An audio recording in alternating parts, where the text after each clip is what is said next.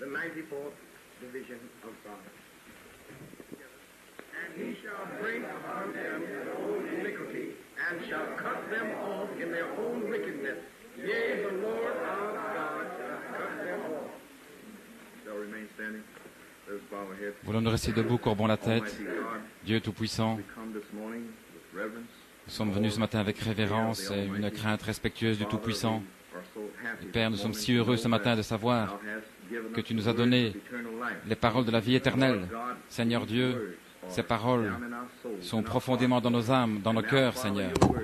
Et maintenant, comme cette onction qui vient sur la terre, Seigneur, commençant à donner naissance à une fontaine de vie éternelle, portant son propre fruit, ô Dieu. Et Seigneur, ce matin, alors que nous sommes directement dans les ombres du jugement, Seigneur, et Père, alors que nous voyons beaucoup de gens dans le péché sans savoir où ils marchent dans cette heure sombre, Seigneur Dieu, nous savons que ceci est le moment même dans ta parole où il est dit « Lève-toi et resplendis, car ta lumière est arrivée. » Seigneur Dieu, ta lumière est la parole de Dieu, le Fils de l'homme révélé du ciel. Et Seigneur Dieu, ceci nous a donné la lumière, ô Dieu, pour marcher dans ces ténèbres sur cette terre, Seigneur.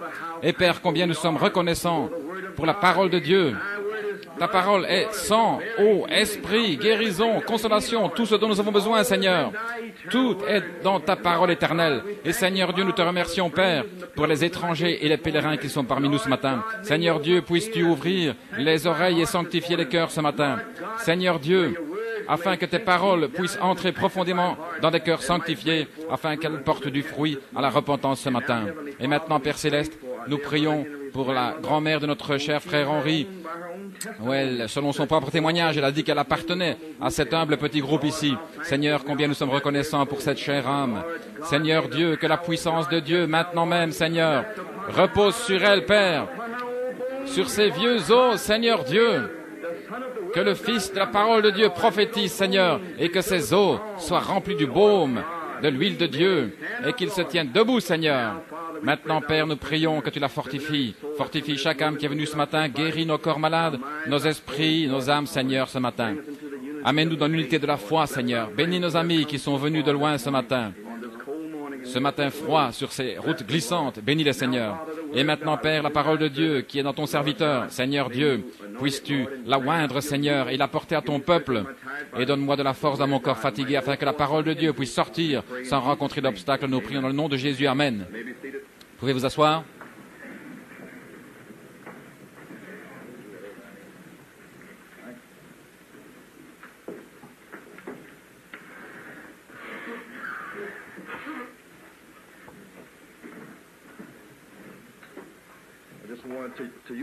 Je voulais simplement utiliser le tableau ce matin. Premièrement, je veux saluer chacun dans le nom du Seigneur Jésus et tous nos amis qui sont ici ce matin. Salutations dans le nom du Seigneur. Un beau matin chaud ici, à l'intérieur, il fait froid à l'extérieur. Amen. La parole de Dieu est du feu qui est enfermé dans nos os. Voilà ce que la Bible nous dit. Je voulais dire que nous voulions simplement annoncer les réunions de Frère Branham. Il va y avoir des réunions, ses propres réunions, à Phoenix, en Arizona, à l'hôtel Westwood, les 17, 18 et 19 janvier. Il sponsorise ces réunions lui-même. Et les 20 et 21 janvier, il doit être à l'hôtel Ramada. Ce sont les hommes d'affaires du plein évangile. Il doit y parler 2 jours à Phoenix, en Arizona. Et le 6 février, il doit être à Flagstaff, en Arizona. Cela avait été annulé en décembre parce qu'ils avaient eu du blizzard là-bas. Voilà pourquoi il a prévu cette réunion le 6 février. Et maintenant, il doit également être, et nous sommes heureux de le dire, au tabernacle, les 18, 19, 20 et 21 février. Et les prophètes de Dieu, le prophète et serviteur de Dieu doit être au tabernacle. Ainsi donc, nous sommes heureux ce matin de savoir que quand même, vos esprits commencent à turbiner maintenant, parce que vous pensez comment vous allez pouvoir vous rendre au tabernacle. Tout va bien, gloire à Dieu. Cela montre que vous voulez être dans la présence du Fils de l'homme. Tout va très bien.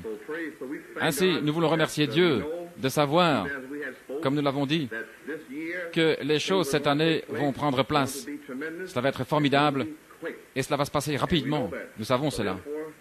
C'est pourquoi vous feriez aussi bien de vous y préparer. Cela va se passer très rapidement. Et je le désire dire moi-même, même mes plans ont été changés. Je devais aller en Jamaïque, Sœur Coleman et moi-même, pour 2 semaines. Mais le frère Brown nous a écrit et nous a dit qu'un frère dans le Missouri allait lui payer son trajet pour aller en Arizona. Ainsi le Seigneur désire qu'il aille en Arizona. Ainsi donc, j'ai dû changer mes plans et j'irai moi-même en Arizona pour 2 semaines. Gloire au Seigneur. Je veux avoir ce repos et je ne peux pas penser à un meilleur endroit où aller que d'aller en vacances en Arizona pour entendre le Fils de l'homme. Amen. Et nous savons aussi que, quoi que ce soit, plus tard nous parlerons des réunions au tabernacle. Ainsi donc, voilà nos plans pour le moment. Mais Dieu, c'est lui qui change vos plans. Ainsi donc, la seule chose que vous puissiez faire, c'est d'avancer comme vous le sentez, juste comme vous êtes conduit à le faire. Ensuite, vous vous attendez simplement à Dieu. Et quand il change cela, vous avancez dans cette direction et vous continuez simplement à avancer. Ainsi donc, ce sont les plans, ce sont les derniers que nous avons entendus de la part de frère Billy Paul. Et il nous a aussi envoyé une carte hier spécifiant ces dates. Ainsi maintenant, ce matin, ma pensée se trouve, nous avons parlé la semaine passée, nous voulions nous approcher du jour de Christ. Et c'est une chose tellement formidable. Nous nous sommes approchés de là, mais cependant nous ne pouvons pas encore l'atteindre. Il y a tant de choses à dire au sujet de ce formidable jour de Jésus-Christ. Ainsi, beaucoup parmi vous n'ont pas reçu les notes et ainsi de suite. Ainsi donc, je me suis senti conduit à revenir sur le jour de Christ à nouveau. Et comme je parle maintenant, vous pouvez prendre note de certaines des Écritures ici si vous vous sentez conduit ainsi. Ainsi donc, ma pensée ce matin se trouve dans Amos, au 3e chapitre. J'ai tant de notes ici. Je voudrais intituler ceci « L'approche du 7e sceau ». Avant que vous puissiez même en parler, vous devez parler de la manière dont vous devez vous approcher du 7e sceau. Voyez-vous, beaucoup de gens attendent qu'une tente s'ouvre sans même rien savoir au sujet de Dieu. Mais combien nous sommes reconnaissants ici, à cet endroit ici, que Dieu nous ait donné un merveilleux docteur en notre cher frère Kurt pour nous faire savoir comment s'approcher d'un prophète du Seigneur. Et nous tous, je crois, avons été au bénéfice de ces merveilleux enseignements. Je crois que ces enseignements devraient atteindre l'épouse entière, car c'était ainsi dit le Seigneur. Il a apporté ces messages directement par le Saint-Esprit, et chaque membre de l'épouse de Jésus-Christ devrait savoir comment approcher un prophète de Dieu avec révérence et avec humilité, sans avoir d'iniquité dans le cœur. C'est la façon de s'approcher du Dieu Tout-Puissant. L'approche du 7e sceau. Amos, le 3e chapitre. Je désire lire dans Amos. Nous allons prendre notre temps ce matin, car nous avons le souper du Seigneur ce soir. Ainsi, vous devez comprendre qui est le Fils de l'homme. Vous voyez, quand ce 7e sceau sera brisé, vous n'en saurez rien. Ainsi donc, le Saint-Esprit a œuvré ici pour vous donner la compréhension de savoir qui est le Fils de l'homme. Et voilà pourquoi nous nous sentons conduits à revenir et à en reparler, et aussi à récapituler ce qui a été dit. Car le Seigneur a apporté des messages formidables dans cet humble endroit ici, cette année passée. Nous savons tous cela. Maintenant, nous désirons tous y revenir et reparler ces choses par l'onction de Dieu. Maintenant, je désire lire à partir du verset 3, dans le livre d'Amos, le chapitre 3. 2 hommes marchent-ils ensemble sans s'être concertés? Le lion rugit-il dans la forêt sans avoir une proie? Le lionceau pousse-t-il des cris au fond de sa tanière sans avoir fait une capture? L'oiseau tombe-t-il dans le filet qui est à terre sans qu'il y ait un piège? Le filet s'élève-t-il de terre sans qu'il y ait rien de pris? Sonne-t-on de la trompette dans une ville sans que le peuple soit dans l'épouvante? Arrive-t-il un malheur dans une ville sans que l'Éternel en soit l'auteur? Car le Seigneur l'Éternel ne fait rien sans avoir révélé son secret à ses serviteurs, les prophètes. Le lion rugit, qui ne serait effrayé? Le Seigneur l'Éternel parle, qui ne prophétiserait? Et 1 Corinthiens, chapitre 1.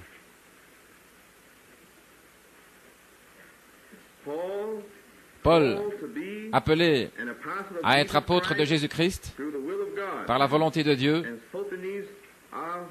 et le frère Sostène à l'Église de Dieu qui est à Corinthe, à ceux qui ont été sanctifiés en Jésus-Christ, saints par vocation, et à tous ceux qui invoquent en quelque lieu que ce soit le nom de notre Seigneur Jésus-Christ, leur Seigneur et le nôtre. Que la grâce et la paix vous soient données de la part de notre Dieu, notre Père et du Seigneur Jésus-Christ. Je rends à mon Dieu de continuer les actions de grâce à votre sujet pour la grâce de Dieu qui vous a été accordée en Jésus-Christ. Car en lui, vous avez été comblés de toute richesse qui concerne la parole et la connaissance, le témoignage de Christ, ayant été solidement établi parmi vous, de sorte qu'il ne vous manque aucun don. Et voici ma pensée ici, dans l'attente où vous êtes de la venue de notre Seigneur Jésus-Christ. Maintenant, laissez-moi m'arrêter ici. Ça veut dire, attendant la révélation, le dévoilement de la parole. Voilà ce que ça signifie ici, voyez-vous, dans le grec. Attendant la venue. La venue est la visibilité de la parole qui a été cachée par ces dénominations. Commençons-nous à comprendre ça maintenant? Maintenant, quand cette parole est dévoilée, révélée, c'est ce qui va arriver quand ceci arrivera. Quand cette parole est dévoilée, révélée, quand cela arrive, ceci est la parole, il vous affermira aussi jusqu'à la fin, ça veut dire vous fortifier, voyez-vous, jusqu'à la fin. Remarquez maintenant, la fin du jour de Christ, c'est ce dont il parle, pour que vous soyez irréprochables au jour de notre Seigneur Jésus-Christ. Commencez-vous à comprendre maintenant? La révélation du Fils de l'homme va découvrir la parole. Alors, quand cette parole est découverte, cette parole va vous confirmer, va vous fortifier jusqu'à l'enlèvement de l'épouse de Jésus-Christ. Pouvons-nous comprendre cela maintenant? Eh bien, amen. Que l'Esprit de Dieu fasse pénétrer cela dans votre cœur, parce que vous devez savoir cela, cela doit être là. Apocalypse 10. Et je vis un autre ange puissant descendant du ciel, revêtu d'une nuée, comme un arc-en-ciel sur sa tête, et son visage était comme le soleil, et ses pieds comme des colonnes de feu. C'est Jésus-Christ. Et il avait dans sa main un petit livre ouvert. Maintenant remarquez, quand Christ, cet ange puissant, avec l'arc-en-ciel sur sa tête et ainsi de suite, quand il descend, le livre est ouvert. C'est le livre de la rédemption. Et il posa son pied droit sur la mer et son pied gauche sur la terre. Et il cria d'une voix forte. Remarquez comment il crie maintenant quand il descend. Il crie comme quoi? Comme rugit un lion. C'est l'agneau maintenant. Mais quand cet agneau, lorsque tout le sanctuaire est enfumé, voyez-vous, le 7e sceau se brise sur la terre, il descend. Et il crie. Cet agneau crie comme un lion. Un lion, c'est le jugement, voyez-vous. Le lion a rugi. Qui ne prophétiserait? Maintenant, remarquez ceci. Et il cria d'une voix forte, comme rugit un lion.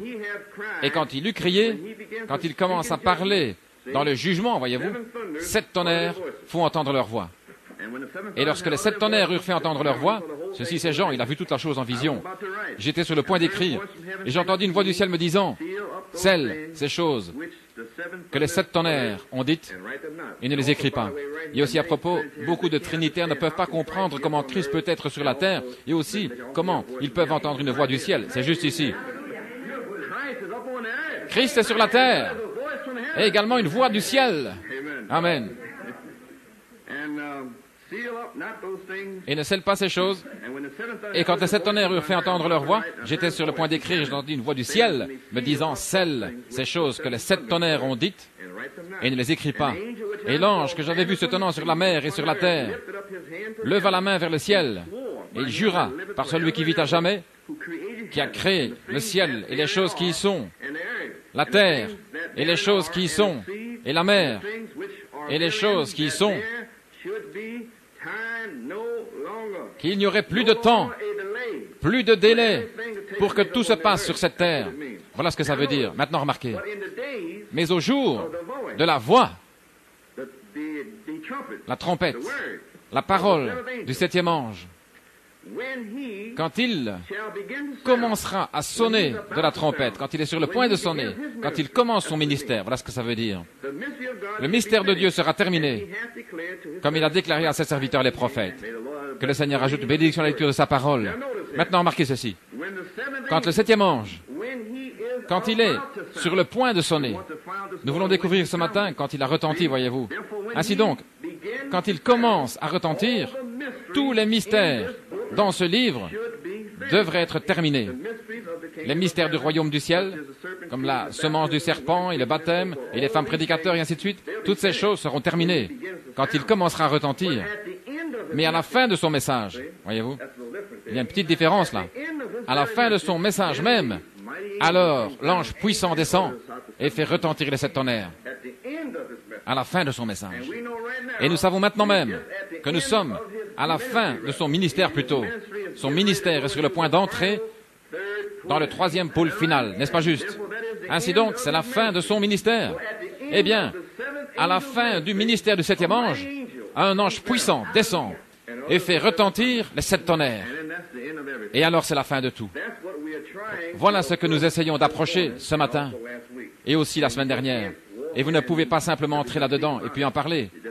Il y a tant d'avenues qui y conduisent parce que c'est la consommation de tout.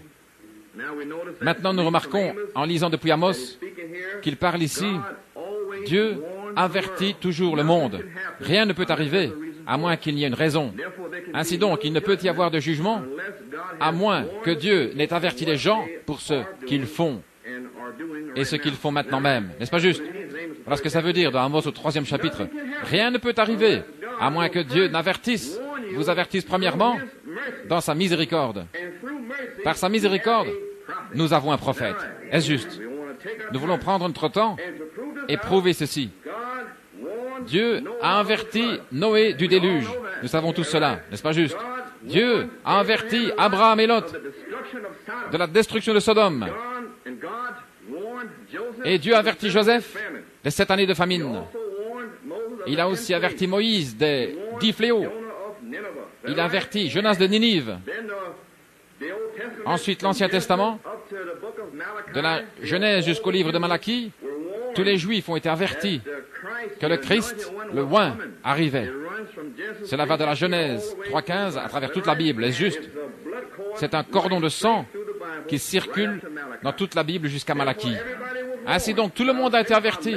J'enverrai mon messager devant ma face, Jean le Baptiste. Tout le monde a été averti. Maintenant, dans notre temps, ce qui est appelé la grâce, Dieu nous a avertis par ces mêmes livres et il a ajouté le Nouveau Testament, Pierre, Paul, Jacques et Jean, pour nous avertir du temps où il reviendra sur la terre comme un voleur dans la nuit. Est-ce juste? Et alors lui-même, pour couronner ceci, il a pris son serviteur Jean sur l'île de Patmos. Et là, lisons-le dans Apocalypse au 1er chapitre, nous allons découvrir ce qu'il a fait là. Il a pris Jean dans l'esprit, le jour du Seigneur, dans l'esprit. Il était dans l'esprit au jour du Seigneur. Et voici ce qui est arrivé. Ce livre de l'Apocalypse est un livre extraordinaire, la révélation. Ceci signifie le dévoilement, le découvrement de Jésus-Christ. Voyez-vous ce que je veux dire maintenant? C'est cette parole ici même, juste ici. Voilà ce que ça signifie.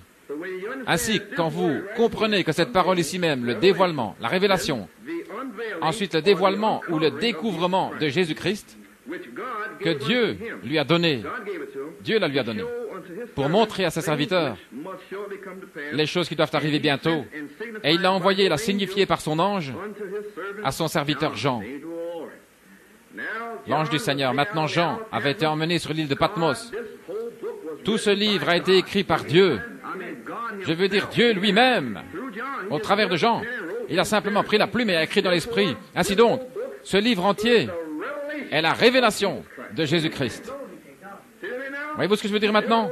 Ainsi donc, dans le grec, voilà ce que signifie ce mot. Maintenant, le jour de Christ peut se lire en 3 mots. Ce mot-ci, et cet autre, et encore un autre. Je ne peux même pas le prononcer. C'est dans un... Je l'avais ici la semaine passée. Épiphanie. ce qui signifie l'apparition. Ainsi donc, il y a 3 mots associés avec le jour de Christ. Maintenant, dans 1 Corinthiens, verset 7, comme je vous l'ai lu auparavant, attendant la venue de notre Seigneur Jésus. Quand ceci arrive, quand ce livre de la Révélation arrive, en d'autres mots pour vous l'expliquer, quand le livre de la Révélation vous est révélé, voyez-vous, les choses qui y sont vont vous garder ferme, vous tenir ferme et vous confirmer jusqu'à la fin, vous garder ferme jusqu'à la fin quand le Christ lui-même viendra avec un cri. Comprenez-vous ce que je suis en train de dire maintenant? En d'autres mots, le Fils de l'homme est la parole de Dieu. Le livre de l'Apocalypse est la parole de Dieu. Est-ce juste? Ainsi donc, à un certain moment, voyez-vous, une saison fixée, il allait révéler le livre de l'Apocalypse à ses serviteurs. Et lorsque les brebis, l'épouse de Jésus, verraient ce qu'il y a dans ces 6 sceaux, les 7 âges de l'Église, et toutes ces différentes choses-là, elles sauraient que cela est la parole de Dieu. Elles le sauraient sans l'ombre d'un doute. Les dénominations ne pouvaient pas recevoir cela. Seules les brebis peuvent recevoir cela, car c'est la parole, amenant un témoin à la parole. Ainsi donc, le livre de la Révélation, l'Apocalypse, c'est le dévoilement, la révélation et la venue du Seigneur. Pouvez-vous comprendre cela maintenant? Amen. Gloire au Seigneur. Si vous pouvez seulement recevoir cela, alors tout va s'ouvrir pour vous et vous comprendrez le Fils de l'homme. C'est pourquoi cette révélation, ce découvrement, sera dans un petit homme humble, un prophète. Car si cela est la parole est venue à un prophète. Voyez-vous maintenant? En d'autres mots, il y avait 7 sceaux mystérieux. J'essaie juste de dessiner cela derrière un rideau. Et vous tirez le rideau et le mystère est résolu. N'est-ce pas juste? Eh bien, il y a 2 ans, Dieu a tiré le rideau sur le premier sceau. Et il fut résolu. Est-ce juste? Il fut dévoilé par la parole. Est-ce juste? Et la parole est venue au prophète. Est-ce juste? Amen. Gloire au Seigneur. Maintenant, nous pouvons commencer à comprendre ce que nous avons vu. Pourquoi vous devez approcher le 7e sceau avec compréhension et avec révérence. Maintenant, il y a beaucoup d'esprits qui vont circuler en Arizona, aller vers une tente sans savoir ce que c'est, sans même savoir que c'est la fin du monde entier, la fin de tout, le 3e pôle, des âmes qui ne peuvent pas être sauvées. Il sera prêché à des âmes qui ne peuvent pas être sauvées. Plutôt, un petit homme humble prêchera à des âmes qui ne peuvent pas être sauvées, et c'est absolument la fin du monde. Pouvez-vous comprendre cela? Voilà pourquoi vous avez entendu frère Kirk, frère Hunt et moi-même. Je ne désire pas courir devant la face du prophète. Je désire me préparer, moi-même, pour me tenir dans la présence du Fils de l'homme. Je ne veux pas tomber dans un piège ou une trappe, non, monsieur. Écoutez, Dieu envoie son prophète avec la parole de Dieu pour révéler Jésus-Christ en cette heure. Eh bien, s'il l'a révélé sur bande, je l'ai. Ou s'il l'a révélé au travers d'un ministre, je l'ai. Eh bien alors, s'il est venu pour révéler, recevez cela. Voilà pourquoi il est venu. Mais ils ne veulent pas cela, ils veulent simplement le suivre. Suivez maintenant. S'il a révélé la parole ici même, la parole étant révélée, eh bien, voilà pourquoi il a envoyé son prophète. Pour révéler la parole ici, là, là et là-bas. Restez là et laissez cette parole où elle est. Soit vous l'avez à cet endroit-là. Mais ils ne peuvent pas faire cela. Ils veulent simplement suivre le Fils de l'homme. Il ne vous a pas dit de faire cela. En d'autres mots, il a restauré toute la parole. Regardez. Il y a tant de paroles sur ces bandes que vous ne pouvez même pas le recevoir. Est-ce juste? Vous ne pouvez pas le recevoir. Ce qui est même prêché ici même, vous ne pouvez pas recevoir cela. Eh bien alors, pourquoi continuer à faire des sauts, à faire des bonds et sauter si vous ne vous l'avez pas vous-même par la parole? Car la Bible dit, l'épouse s'est préparée. Est-ce juste? Où qu'elle soit, en Afrique, en Europe, en Australie, où qu'elle soit, elle se prépare par la parole qui a été découverte, dévoilée par le prophète de Dieu. C'est la venue du Seigneur. C'est la venue du Seigneur dans cette phase-ci, ici. Voyez-vous ce que je veux dire maintenant? Car lorsque cette phase arrive, c'est sa présence personnelle dans l'air avec un cri. Ce n'est pas le temps de se préparer alors, parce que son œuvre est devant lui, lavée, sainte, sans tache ni ride. C'est sans tache ni ride à ce moment-là. Ceci vous rend sans tache ni ride, la parole. Ainsi, quand il viendra sous cette forme-ci, à ce moment-là, vous êtes déjà prêt à aller dans l'enlèvement. J'espère que vous comprenez cela maintenant. Ainsi, peu importe si vous courez ou quoi que vous fassiez, c'est savoir si vous recevez la parole. Tout le monde veut faire les œuvres de Dieu. Les œuvres de Dieu, c'est de croire la parole. Bien sûr, Saint Jean, est-ce juste croire la parole qui est en train d'être dévoilée, découverte? Est-ce juste? Amen. Maintenant, je vais me dépêcher. Je ne peux jamais arriver à ce point-là. Amen. Gloire au Seigneur. Maintenant, le 7e sceau est la fin du temps. C'est la fin de l'âge de l'Église. C'est la fin de la nature. La fin du monde. La fin des couples et des jugements. C'est la fin de tout. Cela s'ouvre dans le royaume du millénium. Le 7e sceau. Écoutez, quand le prophète viendra dans cette tente-là, pouvez-vous comprendre que c'est la fin du monde? Ainsi, n'essayez pas de courir là, c'est la fin du monde. Êtes-vous prêt à vous tenir dans la présence du Fils de l'homme? Êtes-vous prêt? Voilà pourquoi le Saint-Esprit nous a été donné ici. Frère Cœur, il parle directement au travers de lui, vous disant toutes ces choses différentes, des merveilleux enseignements de l'Ancien Testament. Frère Hunt, qui essaie de vous préparer, afin que votre sang ne soit pas sur nos mains lorsque cette tente viendra ici. Car chaque personne ici saura ce qu'ils sont censés faire lorsque cette tente arrivera sur cette terre, ce qui est le 7e sceau. Et nous allons vous le montrer par la parole de Dieu ce matin. C'est pourquoi le brisement de ce sceau est si grand, c'est si formidable, car lorsque le 7e sceau se brise, selon le livre d'Apocalypse au 8e chapitre, il y a le silence dans les cieux pendant l'espace d'une demi-heure. Maintenant nous savons, selon la parole de Dieu, qu'il n'y a jamais de silence au ciel, car les anges et les séraphins et les chérubins autour du trône de Dieu crient « Saint, Saint, Saint au Seigneur Dieu Tout-Puissant » en le louant continuellement. Ainsi donc, qu'est-ce qu'il se passe lorsqu'il y a le silence dans les cieux pendant l'espace d'une demi-heure? Tout se tait, rien n'est dit, car c'est si saint. Et que se passe-t-il? C'est cette formidable onction qui descend ici sur la terre. Pouvez-vous comprendre ceci maintenant? Une demi-heure, c'est si court. Une période de temps si courte. Voilà comment cela sera ici-bas. Et souvenez-vous, il n'y aura plus de temps. Plus de temps. Il n'y aura pas de délai. Les choses vont arriver, bam, bam, bam, juste comme ça. Ainsi donc, préparez-vous ici maintenant, par le dévoilement de la parole de Dieu. Et vous n'aurez pas le temps. Que celui qui est souillé soit souillé. Que celui qui est saint soit saint. Que celui qui est juste soit juste. Ça ne peut pas changer. Vous ne pourrez pas changer votre nature quand il viendra sur cette terre. Nous essayons de vous préparer afin d'être prêts. Maintenant, ceci est un mystère. En d'autres mots, nous l'avons dévoilé par la venue du Seigneur, le Fils de l'homme. Nous avons eu 6 sceaux révélés. Lorsque le Fils de l'homme, quand il s'est révélé, il a révélé 6 sceaux, est-ce juste? Ce sont tous des mystères, scellés sur le dos du livre de la rédemption. Maintenant remarquez, et les 7 tonnerres ne sont même pas écrits dans le livre. Vous ne pouvez pas les connaître. C'est seulement quand Jésus-Christ, quand Christ lui-même descendra sur la terre, et il les fait retentir. C'est pour son épouse. Personne d'autre ne peut l'entendre. Et voici le test. Pourquoi? Maintenant même, qui peut recevoir la parole dans cette phase-ci? Combien de gens ici reçoivent la parole? Parmi des millions. Voyez-vous ce que je veux dire? Parmi des millions qui sont assis ici, vous êtes seulement quelques-uns et aussi quelques autres à recevoir la parole. Ainsi donc, quand il a changé cela ici et a fait retentir les 7 tonnerres, c'est toujours la parole. Ainsi donc, comment peuvent-ils recevoir les 7 tonnerres alors qu'ils ne peuvent pas recevoir ce qui se passe maintenant même? Seule l'épouse peut l'entendre. Voilà tout. Voyez-vous?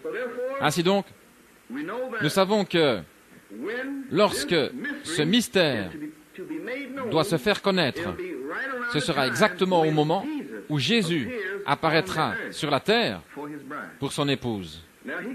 Maintenant, il descend ici, non pas dans son corps physique est encore là-haut, mais l'onction descend. Voyez-vous ce que je veux dire maintenant? Et nous allons le prouver ce matin. L'onction, le oint, le Saint-Esprit et le feu viennent sur la terre, voyez-vous, et se cachent derrière la peau humaine. Voyez? En d'autres mots, si nous avons le Saint-Esprit en nous, c'est Dieu. Eh bien alors, Dieu peut certainement mettre la pleine onction dans un prophète. C'est Dieu en vous qui a l'onction. Et là, ce sera si humble.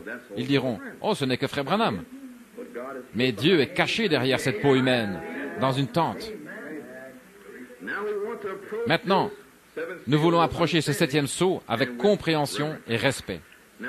Maintenant, rapidement, je désire parler du prophète.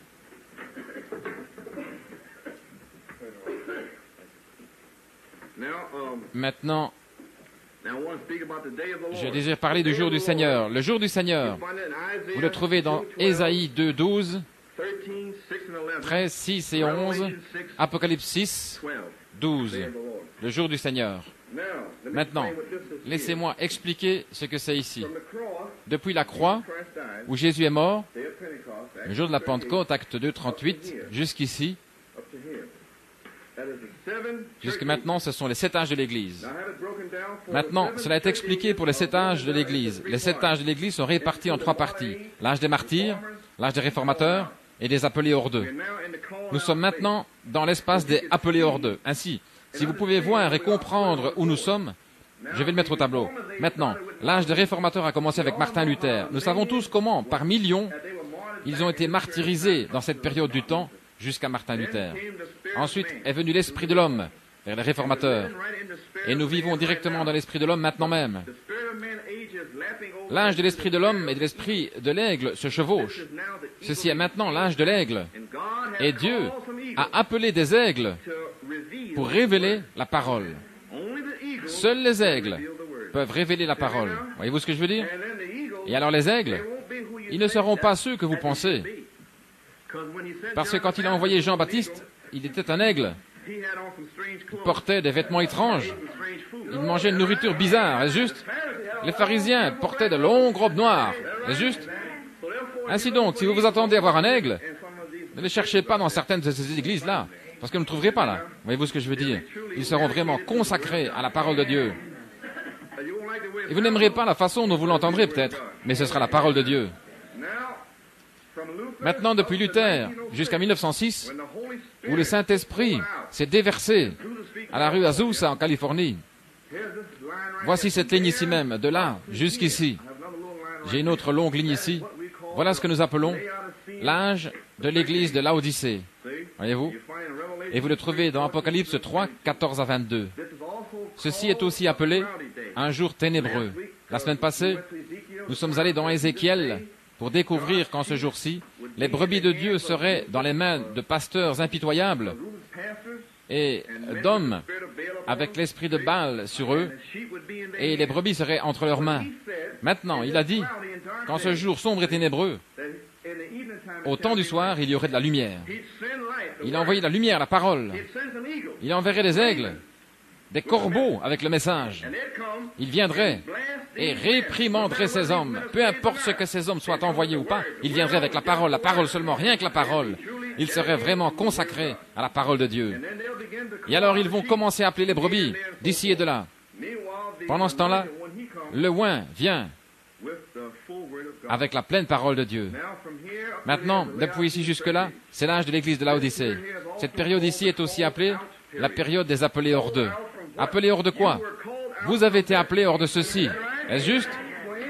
Car là, vous étiez spirituellement morts. Vous étiez aveugles, misérables, pauvres et nus, et vous ne le saviez pas. Jusqu'à ce qu'un humble petit prophète avec la parole de Dieu vienne sur la scène, vous appelant par la parole de Dieu. Et ce prophète était Malachie 4, 5 et 6, Saint Luc 17, 30 et Apocalypse 17. C'était lui. Pas encore pleinement manifesté. Voyez-vous? Ainsi donc, il est venu avec un signe. Maintenant, il a 3 ministères. Il a le ministère de Moïse, le ministère d'Élie et le ministère de Christ. Maintenant, quand il est venu premièrement, il avait un signe sur le poignet, ici, à la main gauche. Il pouvait prendre votre main, et s'il y avait quelque chose, une tache rouge apparaissait. Cela montrait une certaine maladie. Et ça, c'était le ministère de Moïse, le prophète, le signe.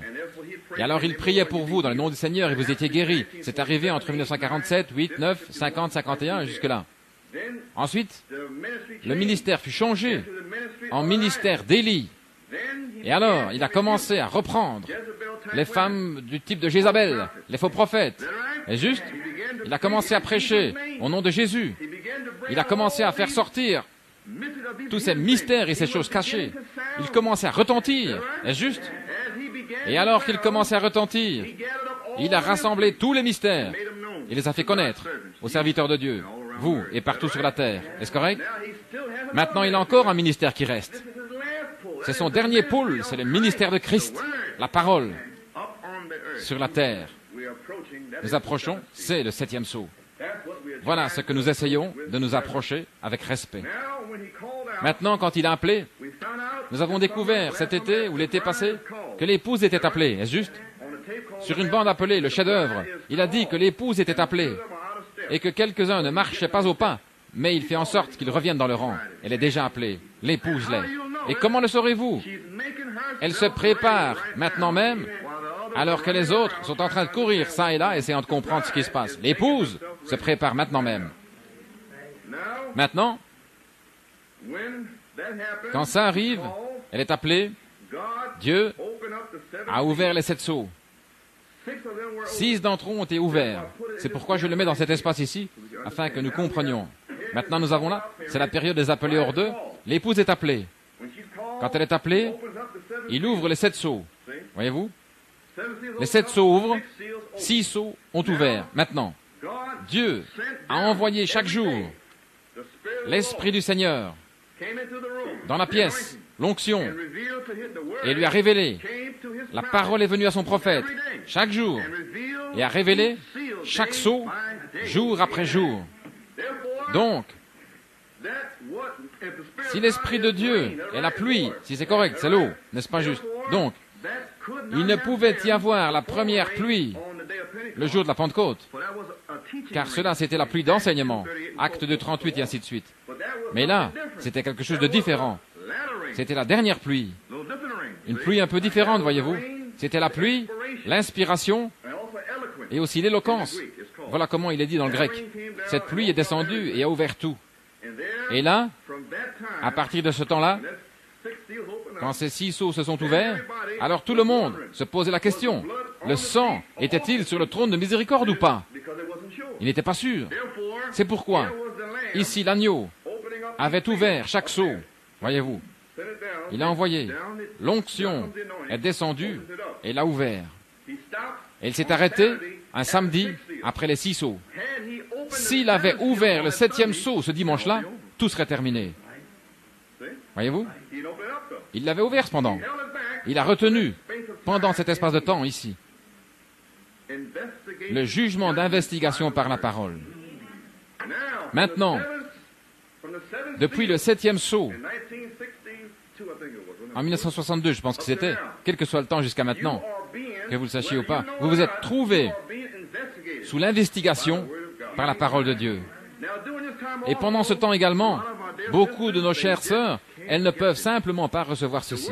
La parole de Dieu, spécialement celle sans le Saint-Esprit. La parole de Dieu vous dit, si vous n'avez pas le Saint-Esprit, le prophète de Dieu a dit, ne faites rien.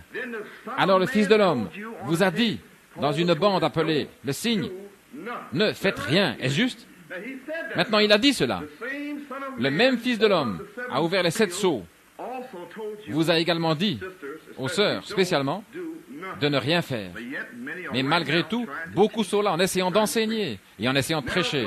Maintenant, Dieu va attirer des âmes au travers de vous. Bien sûr qu'il le fera, mais est-ce sa volonté parfaite? Ou bien est-ce sa volonté permissive? Voyez-vous ce que je veux dire? Vous êtes sous l'investigation vous-même. Ça dépend de vous. Parce que l'épouse se prépare par le lavage d'eau, par la parole. Ainsi, cela dépend de vous préparer. Voyez-vous ce que je veux dire? Parce que dans tous les endroits, ils n'ont pas de prédicateurs. Les gens, ils n'ont pas confiance dans les ministres et ainsi de suite, dans le message. Eh bien, c'est selon la parole de Dieu. Le Fils de l'homme a dit, quand je reviendrai, selon Saint Luc 18, trouverai-je la foi sur la terre? Voulant dire, la foi dans un corps entier de la parole révélée. Eh bien, un ministre est dans le corps de la vérité. Et donc, si cela est brisé, s'il brise une écriture là, il n'y a pas de foi. Ce n'est pas complet. Ainsi donc, mais ici, là, celui qui croit sans voir, voyez-vous ce que je veux dire? Si je peux trouver quelqu'un, peu importe qui ils sont, ou à quoi ils ressemblent, et d'où ils viennent, si je peux trouver un homme qui va croire à côté de mon prophète, je le bénirai. Voyez-vous ce que je veux dire? Eh bien, pour le prouver, dans Saint Jean, avec Thomas, Thomas avait la vie éternelle. Thomas était un apôtre, mais il ne croyait pas, à moins que je ne mette ma main dans son côté. Alors il croira. Est-ce juste? C'est pourquoi Jésus a dit, béni est celui qui croit sans voir. Maintenant, il y a beaucoup de ces ministres qui doivent attendre jusqu'au commencement du 3e poule, et ensuite ils vont croire, voyez-vous. Nous en avons d'autres qui croient sans voir, et qui vont simplement prêcher cette parole, en sachant qu'elle est tranchante, et en sachant qu'ils vont blesser des gens, ils savent cela, parce qu'ils doivent le faire. Mais comme il est dit dans les Écritures, le lion a rugi, qui ne prophétiserait? Est-ce juste? Jésus a dit, je ne puis faire autrement, je suis forcé de parler ces choses. Pierre l'a dit, est-ce juste? Et Paul a dit la même chose dans 1 Corinthiens au chapitre 9. Maintenant, pendant cette période, le prophète du Seigneur, après 7 sauts, voici sa déclaration maintenant. Il a dit que si vous plantez des pommes de terre, rentrez chez vous et plantez des pommes de terre. Est-ce juste? Si vous voulez vous marier, rentrez chez vous également et mariez-vous. Quoi que vous fassiez avant les 7 sauts, rentrez chez vous et faites-le. Ne le changez pas maintenant. Mais bien qu'il ait dit cela, ils l'ont changé. Et ils ont commencé à vendre leur maison et ainsi de suite, et aller ici et là, à courir dans tous les endroits, courir sans le message. Mais vous, ce que je veux dire maintenant, le message est pour un temps fixé. Mais même s'il tarde, il arrivera au temps de Dieu. Et il ne viendra pas avant ce temps-là. Et alors quand il viendra, seuls des vases ordonnés, consacrés pourront le recevoir quand il viendra. Maintenant donc, c'est ce temps-ci, ici même. Maintenant, ce temps-ci également, ce temps-ci aussi est le temps du jugement d'investigation. Maintenant, depuis le 7e sceau jusqu'à maintenant, la pleine parole se trouve en action, en effet. Pouvez-vous comprendre? En d'autres mots, la pleine parole, la dernière pluie est descendue et a donné la révélation, le livre de la révélation. Donc, ce livre de la révélation est la venue du Seigneur dans une phase, voyez-vous, c'est la phase du découvrement. En d'autres mots, sa parole a été liée, cachée dans ces dénominations. Est-ce correct? Ainsi donc, quand il viendra, il vient dans une phase pour découvrir la parole, afin que les brebis le voient. Ils disent, je crois cela, et ainsi de suite. Alors ils sortent. Lorsque la parole est découverte, ils le voient, et ils sortent. Est-ce juste? Et alors, parce qu'ils sont sortis, ils sont dans une foi aveugle. Alors ils sont persécutés, et on se moque d'eux. Mais tout va bien. Comme nous avons vu dans 1 Corinthiens 7, quand il viendra, il vous confirmera, il vous fortifiera, il vous gardera, jusqu'à la fin, au jour de Christ. Il le fera lui-même. Est-ce juste? Et il le fait maintenant même. Amen.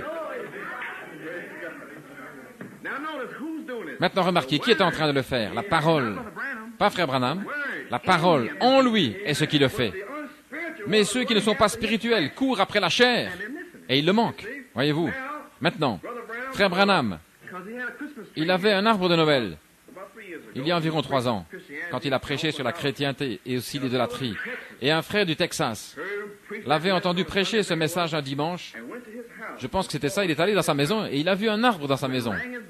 Il est allé sonner chez lui et il a appelé un faux prophète. Il a dit, vous avez prêché contre le fait d'avoir un arbre et vous en avez un dans votre propre maison. Et il a quitté le message. C'est arrivé il y a environ 3 ans. Maintenant, ce que la parole dit à ce sujet-là, maintenant le prophète de Dieu, Dieu leur fait faire des choses différentes. À un homme, il lui a dit de se marier, d'épouser une prostituée, est juste. Il a eu des enfants. Un autre, de manger des excréments, est juste. Et se coucher sur un côté pendant autant de jours. Maintenant, s'il avait dit à Frère Branham de manger des excréments, devriez-vous aussi manger des excréments? Voyez-vous ce que je veux dire? S'il lui avait dit d'épouser une prostituée, devriez-vous faire la même chose? S'il doit se coucher sur son côté pendant 1 an, êtes-vous censé le faire? Voilà ce qu'il a dit à son prophète de faire. Ainsi donc, si ce prophète a un arbre de Noël, devez-vous en avoir un? Est-ce juste? Faites ce que la parole dit et non pas ce qu'il fait. Mais il manque cela. Voyez-vous ce que je veux dire maintenant? Ils ont manqué la chose entière. Il fera que son prophète, c'est un signe. Les prophètes sont des signes. Dieu leur dit ce qu'ils doivent faire. mais il donne la parole et vous devez faire ce qu'il y a dans la parole. Ne le regardez pas lui, mais regardez la parole. Voyez-vous? Ainsi donc, nous voyons que les gens ne comprennent pas ceci. Maintenant, depuis ce temps-là, la pleine parole est en action. Maintenant, ceci signifie, comme nous l'avons vu, que la balle se retire du grain de blé. Le grain, juste. Le prophète de Dieu nous a dit, dans une bande, le temps de la moisson. Nous prêchons ici même des messages différents, et vous savez tous que c'était ordonné de Dieu. Eh bien, cela vous a été prouvé. C'est pourquoi d'autres ne peuvent pas comprendre ceci, ils ne peuvent pas comprendre cela. Mais ne jugez de rien, car quand ce 7e sceau sera brisé, tout homme recevra sa louange de Dieu. Vous ne devrez pas vous inquiéter, vous ne devrez rien dire à ce sujet, parce que soit vous serez un grain de blé, soit vous ne le serez pas. Peu importe ce que vous dites ici même, cela ne signifie rien pour Dieu. Quand ce 7e sceau sera brisé, soit vous l'aurez, soit vous ne l'aurez pas, l'un ou l'autre. Ainsi donc, dans le naturel maintenant, le blé sur la terre se tient dans la présence du SUN, le soleil, est-ce juste? Maintenant en été, le soleil doit devenir plus chaud. Il devient de plus en plus chaud. Et c'est pour perfectionner le blé. Le même soleil perfectionne l'ivraie également, les mauvaises herbes. Tous sont perfectionnés par la présence du soleil. Est-ce juste? Je vois que nous comprenons ceci maintenant. Maintenant, le SON, le Fils de l'homme, quand sa présence est dévoilée, révélée, nous, le grain de blé, dans sa présence de la parole, nous sommes amenés à la perfection également, tout comme dans le naturel. C'est la même chose. Pourquoi? Car nous nous tenons dans la présence du Fils de l'homme, SON, tout comme le blé naturel se tient dans la présence du SUN, le soleil, et qu'il resplendit sur lui. Cette présence resplendit sur nous. Cette présence de la parole révélée. Le Fils de l'homme étant révélé du ciel. Pouvons-nous le comprendre maintenant? Amen. Pour le prouver, Genèse 1,14. Vous ne devez pas le prendre. Genèse 1,14. Juste Genèse 1,14. Maintenant, remarquez, le 4e jour, le premier jour, nous voyons que Dieu a appelé, Dieu a séparé la lumière du jour. Est-ce juste? Le premier jour. Maintenant, le premier jour, quand vous venez au Seigneur, le Seigneur vous détourne des ténèbres. Est-ce juste? Vous vous repentez, vous faites demi-tour. Vous êtes séparés, là même, la lumière du jour. Voyez-vous ce que je veux dire? La chose suivante, le second jour, les eaux couvrent la terre. C'est un type du baptême. Voyez-vous? Les eaux couvrent tout. Ils divisent les eaux. Le 3e jour, et seulement le 3e jour, la vie apparaît sur la terre. Le 3e jour est le temps de la résurrection. Est-ce juste? Le 3e jour. Voilà ce qu'il y a ici. Ceci ici, à partir d'ici, c'était l'esprit de l'homme. Mais Christ a dit, j'enverrai, je déverserai mon esprit sur toute chair. C'était seulement la restauration de la vie revenant dans l'Église. Est-ce juste? Prouvant que Jésus-Christ est le même hier, aujourd'hui et pour toujours. C'était le 3e jour. Maintenant remarquez, dans les cieux, il y a le soleil, la lune et les étoiles. Mais ils ne pouvaient pas le voir parce qu'il y avait une vapeur sur la terre. Est-ce juste? Ainsi donc, c'est seulement le 4e jour, voyez-vous. Justification, sanctification, le Saint-Esprit, la parole. Numéro 4, est-ce juste? C'est la délivrance. Maintenant, dans Genèse 1,14, et Dieu a dit qu'il y ait des lumières dans le firmament des cieux pour diviser le jour de la nuit, et qu'il soit pour des signes, et pour les saisons, et pour des jours et des années. Qu'il soit des lumières dans le firmament des cieux pour donner la lumière sur la terre. Donc le 4e jour, la parole de Dieu est manifestée pour donner la lumière sur la terre. Lève-toi et resplendis, parce que la lumière est venue, le 4e jour, dans le jour de la parole de Dieu. C'est le jour où la lumière doit resplendir, au jour de la parole de Dieu. Pouvons-nous comprendre ceci maintenant? Maintenant, qu'est-ce que la parole manifestée? Le Fils était la parole manifestée. Qu'il y ait, et il y eut. Ainsi donc, cette écriture ici n'a pas besoin d'interprétation. Elle s'interprète elle-même. Est-ce juste? Alors, Malachie 4, quand cela arrive, n'aura pas besoin d'interprétation, car ce sera la restauration complète de tout, de son épouse, et il parlera simplement la parole. En d'autres mots, cette parole, pour cette heure-là, se manifestera. Et si nous avons cette parole en nous, nous nous manifesterons nous-mêmes. Est-ce juste? C'est ainsi que ce doit être. Il n'y a pas besoin d'interprétation pour cela. Ainsi, nous savons, sans l'ombre d'un doute, même au printemps, lorsque le soleil S-U-N resplendit sur la terre et commence à amener la vie, n'est-ce pas juste, les fleurs et les plantes et ainsi de suite, la vie botanique, quand il resplendit, est-ce juste, quand le Fils de l'homme, il éclate comme la brillante étoile du matin, quand il resplendit, toute la semence, la parole de Dieu qui est en nous, si la semence est plantée, quand le Fils S-O-N resplendit et éclate comme une brillante étoile du matin, vous viendrez à la vie. C'est obligatoire. Vous serez forcés de venir à la vie. Vous ne pourrez rien faire d'autre que cela. Alors vous serez changés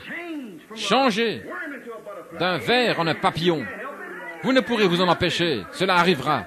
Cela doit arriver. C'est l'onction. Et vous n'avez rien à voir avec cela. C'est l'onction de Dieu. Voyez-vous cela maintenant? Amen. Gloire à Dieu. Maintenant, gloire au Seigneur. Maintenant, nous savons que les prophètes sont appelés des dieux, est-ce juste? Saint Jean 10, 34 et 35. Les prophètes sont appelés des dieux. Maintenant, pourquoi? La parole du Seigneur vient aux prophètes, est-ce juste? Maintenant, Moïse et les différents prophètes avaient la parole pour leur âge. Alors vous comprendrez qui est sur le point de venir. Maintenant, chaque prophète avait une portion de la parole de Dieu pour son temps. Et c'est pourquoi ils étaient appelés des dieux pour cette heure-là, voyez-vous. C'était Dieu, la même, pour cette heure-là. Voilà pourquoi, si vous lisez dans l'Ancien Testament, ces hommes tombaient sur leur face et respectaient ces prophètes. Ils respectaient Dieu dans cet homme-là. Et ici, nous avons ces gens des nations, pauvres, aveugles, misérables. Voici Dieu en train de marcher sur la terre dans un prophète. Et il dit simplement toutes sortes de choses, ceci, cela, et court en disant, donnez-nous un don, et ainsi de suite. Aucun respect, aucune compréhension, rien. Et ici, remarquez la différence. Christ était la pleine parole, est juste. De tous les âges, il était la parole faite chair sur la terre. Est-ce correct? Maintenant, cette même parole sera sur la terre lorsque le 7e sceau sera brisé. Pas une portion, mais la parole entière est sur la terre dans un humble petit homme appelé Frère Branham. Pouvez-vous comprendre ce qu'est le 7e sceau? Plus grand que tous rassemblés, car ce sera Christ sur la terre. La parole est debout sur la terre. Vous comprenez ceci maintenant? Ézéchiel avait une portion de la parole. Jérémie avait une portion de la parole. Isaïe avait une portion pour son heure seulement. Mais ce prophète-ci a la pleine parole de tous les temps, pour tout. Pourquoi? Vous pouvez prouver qu'il y a le silence dans le ciel pendant l'espace d'une demi-heure. C'est sur la terre maintenant. C'est juste. Maintenant, nous allons prouver ceci. Jésus-Christ était un homme. Est-ce juste? Maintenant, remarquez. Adam était la semence de la parole de Dieu. En d'autres mots, l'Esprit de Dieu a dit qu'Adam soit. Sa parole a formé Adam. Adam était la semence de cette parole-là. C'est pourquoi cette semence, si cette semence est placée et plantée dans le sol, elle produira un autre juste comme lui. Abel est juste, Seth, et ainsi de suite. Voyez-vous ce que je veux dire? C'était une semence de la parole. Mais Jésus-Christ, sa parole, je veux dire, sa chair était la parole. Saint Jean 1, 14. La parole fut faite chair. Est-ce juste? Maintenant, nous ici, et Frère Branham, voyez-vous, nous avons cette parole-là qui a été faite chair en nous, qui est sous la forme d'une onction, le Saint-Esprit, la même parole, voyez-vous. Mais c'est sous la forme de l'onction, car son corps physique, la chair, est là-haut, dans les cieux, voyez-vous. Mais nous avons cette parole en nous, sous forme de semence. Certains d'entre nous, voyez-vous, maintenant cette parole doit produire du fruit sur la terre. Elle le fera quand il enverra cette onction-là. Il le fera, il l'amènera. Ainsi donc, Jésus-Christ était la parole faite chair. Maintenant, Jean le Baptiste était un prophète. Cette parole est venue à Jean le prophète. La pleine parole est venue à Jean, est-ce juste, alors qu'il le baptisait. Maintenant remarquez, Jésus-Christ avait le Saint-Esprit, est-ce correct? Il avait le Saint-Esprit, il est né avec le Saint-Esprit. Cependant, il n'avait pas encore cette pleine onction, est-ce juste? Car nous l'avons prouvé par les Écritures que lorsqu'il se tenait dans l'eau et qu'il est sorti de l'eau, la colombe de feu, l'onction est descendue du ciel, est-ce juste? Il s'est tenu sur la terre et a dit, le Fils de l'homme qui est dans les cieux. Si vous le voyez remonter, se tenir ici, retourner dans les cieux, il se tenait sur la terre, il disait qu'il était dans les cieux. Voilà ce qu'il a dit à Nicodème et aux autres. Maintenant remarquez, l'onction, la colombe de feu, c'est l'onction qui a été déversée sur lui sans mesure. Elle s'est écoulée entièrement sur lui, voyez-vous.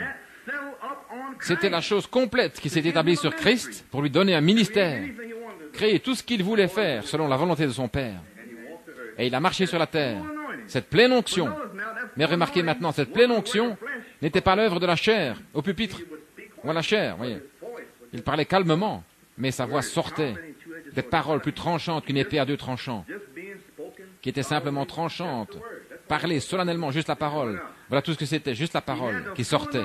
Il avait la pleine onction sur lui, dans le temple, et il s'est assis à rouler le livre, il a lu dans Ésaïe, je pense que c'était 61.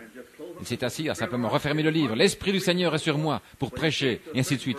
Mais il est arrivé un certain verset qui est le jour de la vengeance. Il s'est arrêté là, car ce jour de la vengeance lui appartient maintenant. Voyez-vous ce que je veux dire? Il s'est arrêté là, à partir de ce moment-là, jusqu'à maintenant. C'était le jour de l'année acceptable du Seigneur, tout le long du chemin. Mais à partir d'ici, ceci est la vengeance. Et cela lui appartient. Maintenant, je veux prouver quelque chose. Le jour du Seigneur, dans Ésaïe 13, afin que vous compreniez que ce n'est pas le jour de Christ, Ésaïe 13, le jour du Seigneur n'est pas le jour de Christ. À partir du verset 6, gémissez car le jour de l'Éternel est proche. Il vient comme un ravage du Tout-Puissant. C'est pourquoi toutes les mains s'affaiblissent, tout cœur d'homme est abattu. Ils sont frappés d'épouvante. Les spasmes et les douleurs les saisissent. Ils se tordent comme une femme en travail. Ils se regardent les uns les autres avec stupeur. Leurs visages sont enflammés. Voici, le jour de l'Éternel arrive. Jour cruel, jour de colère et d'ardente fureur, qui réduira la terre en solitude et en exterminera les pécheurs. Car les étoiles des cieux et leurs astres ne feront plus briller leur lumière, le soleil s'obscurcira dès son lever, et la lune ne fera plus luire sa clarté. Je punirai le monde pour sa malice, et les méchants pour leurs iniquités. Je ferai cesser l'orgueil des hautains, et j'abattrai l'arrogance des tyrans. Maintenant, remarquez ici, il y a un changement dans la nature, est-ce juste? Nous découvrons que lorsque le 6e sceau se brise, 2 prophètes arrivent sur la scène. La chose même qui arrive là se passe lorsqu'ils arrivent sur la scène, est-ce juste? Ce qui est ici, juste ici, le jour du Seigneur, comment? Juste ici, lorsque ces prophètes arrivent sur la scène et que le soleil ne donne pas sa lumière et que la lune se transforme en sang, c'est lorsque le jour de la colère du Tout-Puissant commence. Mais ce moment-ci, ici, est le jour de Christ. Et il passe à côté de nous maintenant même, c'est juste. Une phase déjà nous a presque dépassés, c'est juste. Nous a presque déjà dépassés, et ils ne le savent même pas. Pour le prouver, il a dit, je viendrai comme un voleur dans la nuit. Et ils ne le savaient pas. Et ils ne le savent pas maintenant même. Ceci est le jour de Christ. Ceci, prouvant par les Écritures, depuis le 6e sceau et Ésaïe 13 et d'autres, Apocalypse 10, 9, que c'est le jour du Seigneur, la fin du monde, la fin de tout. C'est la colère du Dieu Tout-Puissant qui est déversée sans mélange sur la terre ici, pendant ces 3 ans et demi. C'est le règne de la bête, c'est lorsque ces 2 prophètes frappent la terre avec tout, toutes sortes de fléaux et tout le reste. Et remarquez maintenant, ces prophètes apparaissent juste avant ce temps-ci sur la terre. Et ils appellent les 144 000. Maintenant, où en sommes-nous maintenant même? Nous sommes juste ici, voyez-vous, attendant que ceci éclate. Ainsi, ne courez pas vers une tente, parce que ceci est la fin de tout. Assurez-vous que lorsque vous y courez, vous soyez prêts. Assurez-vous d'être prêts à vous tenir devant le Fils de l'homme en sa présence. Ainsi donc maintenant, Jésus-Christ, au fleuve Jourdain. L'onction est descendue. Et la oint pour prêcher l'évangile est juste, guérir les malades, chasser les démons et tout le reste. Cette onction qui était la puissance de Dieu, la pleine mesure de l'Esprit de Dieu sur la terre. Est-ce juste? Maintenant, cette même onction, le septième sceau, en parlant du septième sceau, maintenant, Moïse et Élie sont le sixième sceau. Un prophète, et seul un prophète, peut ouvrir un sceau. C'est pourquoi Moïse et Élie ouvrent ce sixième sceau. Juste? Eh bien alors, si Moïse et Élie peuvent ouvrir le sixième sceau, le Fils de l'homme peut certainement ouvrir le septième sceau. Est-ce correct? Seul un prophète peut ouvrir un sceau. C'est pourquoi, lui, le Fils de l'homme, Malachie 4, est le septième sceau. Amen. Le prophète de Dieu est le septième sceau. Vous voyez? Alors, comment le saurez-vous? Ce sera la parole, l'onction manifestée. Vous ne devrez pas essayer d'interpréter, ce sera juste là. Si c'était un œil là, ce sera un œil. Parlez simplement. La parole manifestée, révélée, juste devant les gens. Ce sera Malachie 4, 5 et 6, pour restaurer, ramener tout comme c'était. Maintenant, il ramène votre foi là-bas, voyez-vous. Et lorsque vous voyez cela, lorsque cette onction frappe la semence, c'est l'esprit, c'est l'âge de l'aigle, la parole de Dieu coulera comme de l'eau. De votre ventre couleront des fleuves d'eau vive. Est-ce juste? Tout coulera.